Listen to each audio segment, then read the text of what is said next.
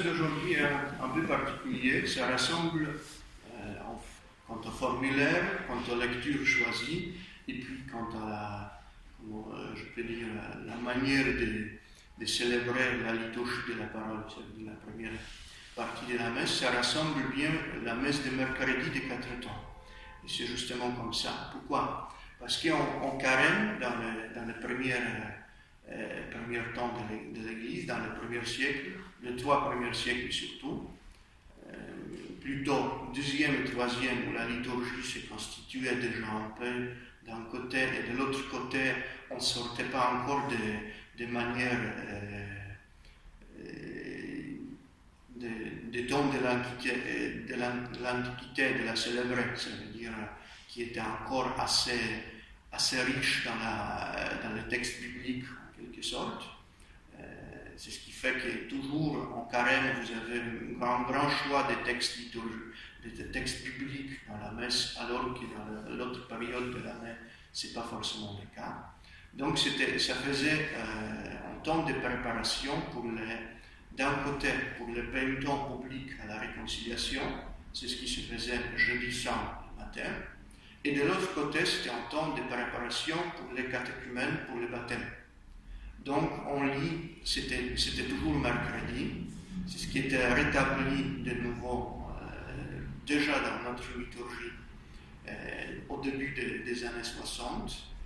Donc une possibilité pour les gens, pour les catéchumènes adultes qui étaient baptisés samedi saint, d'avoir un temps de préparation adéquat. Cette préparation se faisait toujours mercredi de carême, à partir du premier mercredi après le premier dimanche du carême. Ça veut dire qu'on ne faisait pas mercredi décembre, mais on commençait mercredi après. Et on lisait des lectures toujours en particulier, ça veut dire des lectures où on traite toujours des guérisons, mais de manière un peu particulière. On voit ici cette référence entre être aveugle, manque de vue, et être aveugle de manière spirituelle, c'est-à-dire ne pas attendre encore la grâce, ne pas attendre encore le Christ en général. Et puis, on voit aussi dans cette lecture ce désir de l'homme de connaître la vérité, de connaître Dieu, alors qu'on est encore dans une certaine obscurité. On le voit quand les pharisiens posent des questions, et lui, quand il répond, il ne dit pas directement il est le Messie, etc., il est le Christ, il est Dieu, mais il dit quand même, il répond quand même de manière un peu ambiguë d'un côté. Ça veut dire, d'un côté, il ne veut pas dire directement c'est le Christ, de l'autre côté, il ne va pas nier non plus. Peut-être, certains disent peut-être parce qu'il y avait peur des pharisiens, c'est ce qui est déjà dit explicitement pour ses parents dans l'Évangile. Mais d'un côté, il y a certains pères, surtout Saint Augustin dans un sermon qui est prévu au matin aujourd'hui, qui c'est une manière un peu typique pour les païens, pour un païen qui essayait de rentrer dans la religion catholique. Ça veut dire que une conversion, ça ne se fait pas comme ça. Évidemment, on décide de se baptiser, d'épouser un acte singulier, un acte qui arrive dans un moment bien précis dans le temps, mais le mouvement de la conversion, puis le changement des idées, et enfin la grâce qui commence de s'enraciner dans le cœur d'un homme, ça prend un peu du temps. C'est comme un peu la croissance d'une plante qu'on met une semence quelque part sur un champ. Il faut qu'il y ait de l'eau, il faut qu'il y ait du soleil, donc il faut qu'il y ait tout ce qui est nécessaire pour la croissance, et ça se fait aussi dans un certain temps.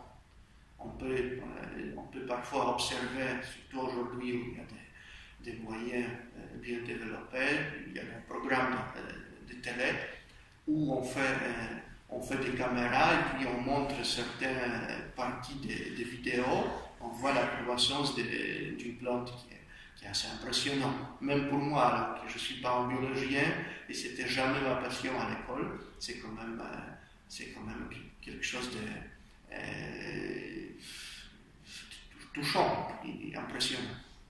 Et puis une autre idée qui est présente aussi dans cette messe, plutôt dans la lecture, la question du jeûne. La question du jeûne et puis la question de pénitence en général en carême. Évidemment, on ne parle pas de carême, mais on parle de conversion en gros. Une idée qui s'est développée assez tard, je ne dis pas l'idée du jeûne, mais l'idée qu'on est pris encore aujourd'hui chez certains catholiques, ça veut dire qu'on considère le jeûne comme une sorte de pénitence, une sorte, mais qui est un peu, je veux dire, abusive dans le sens de compréhension. Ça veut dire on fait le jeûne parce que ça nous fait du mal et c'est une pénitence. C'est une idée qui est fausse. C'est une idée qui est fausse et c'est la première lecture qui dit elle-même que l'idée du jeûne, c'est pas de se faire du mal. C'est pas ça. C'est pas non plus l'idée qui est présente plutôt chez les femmes que chez les hommes, alors que chez les hommes aussi. Parfois, ça veut dire d'être bien, de ne pas avoir de honte, d'être bien constitué. En soi, c'est honnête, mais ce n'est pas non plus l'idée de jeûne, c'est pas ça. L'idée principale qui est mentionnée justement dans le livre d'Ézéchiel, c'est de laisser une place à quelque chose d'autre. Ça veut dire ce qui doit être présent toujours chez chaque chrétien. Ça veut dire de résilier à un bien pour acquérir un autre qui est plus grand. Et c'est ça l'idée du jeûne. Ça veut dire qui est lié d'ailleurs à la question du péché. On laisse, plutôt comme on dit, des conversions, on laisse une place à quelque chose d'autre. On renonce à un bien pour acquérir un bien qui est plus grand. C'est comme si on veut, je ne sais pas, acheter un grand bien comme voiture, maison, quelque chose comme ça. Souvent, on n'a pas d'argent tout de suite. C'est pas étonnant, ça coûte beaucoup. Du coup, on fait des économisations. Quand on fait des économisations, on renonce soit aux dépenses qui sont bêtes, inutiles, des divertissements, je ne sais pas quoi, soit on renonce aux choses, donc ça c'est quelque chose qui touche en renoncement des péchés en général. Ça veut dire des actions qui sont mauvaises en soi depuis toujours, il y a peu, mais il y en a quand même, on renonce à ça, c'est comme des dépenses inutiles. Et puis il y a une deuxième sorte de dépenses qui peuvent être utiles, qui peuvent être honnêtes, qui peuvent être même bonnes, peu importe des cas, mais qui ne sont pas forcément nécessaires maintenant, ou plutôt qui excluent l'autre chose, parce que si on décide d'acheter telle chose qui est petite, on n'a pas, on s'éloigne de ces grands biens qu'on veut acheter après. Donc c'est pareil pour la question de pénitence, pareil pour la question de jeûne aussi. On décide de faire du jeûne, on décide de faire de l'abstinence pour acquérir un autre bien, ça veut dire pour être plus proche du Seigneur, pour comment je peux dire, pour avoir cette ouverture de l'esprit aux choses spirituelles. Il y a une idée qui est assez semblable dans Fides et Ratio de Jean-Paul II. Tout au début de cette encyclique, on dit que la foi et la raison sont deux ailes sur lesquelles l'esprit humain s'élève vers la contemplation des choses divines. Donc ici, évidemment, c'est pas la même chose, mais on laisse un peu de place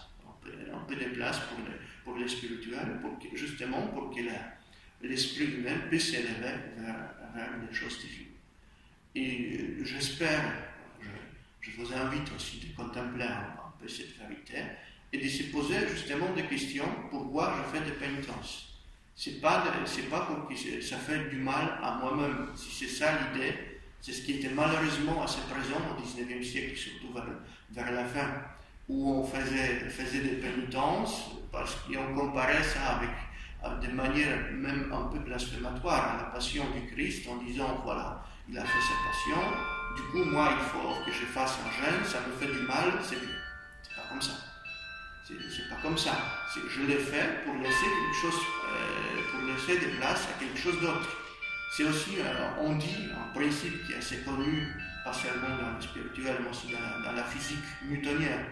Par exemple, il y a une règle qui dit qu'en gros, l'énergie ne disparaît jamais comme ça. Évidemment, dans la branche de physique, c'est pas toujours comme ça, mais c'est l'autre chose. Donc, on laisse la place pour quelque chose d'autre, pour acquérir un bien qui est plus grand.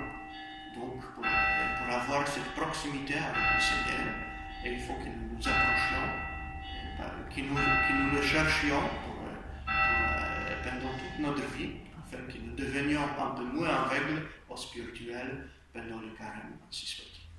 Au nom du Père et du Fils et du Saint-Esprit.